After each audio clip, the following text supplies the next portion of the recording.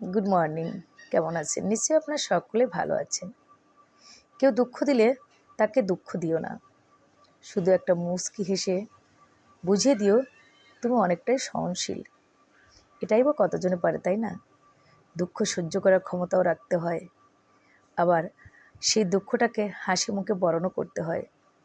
এটা কিন্তু সবাই পারে না।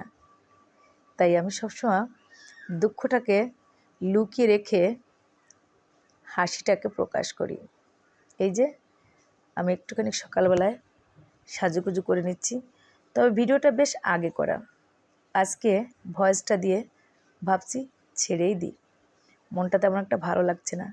মাঝে মাঝে মনটার ভিতর অনেক ভালো লাগে, আবার মাঝে মাঝে এমন একটা দুর্বিষহ যন্ত্রণা এসে হাজির হয়, তখন আর কোনো কিছুই ভালো লাগে না।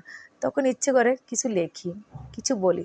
তাই তোমাদের সামনে একটুখানি বলতে আসলাম। টাটা।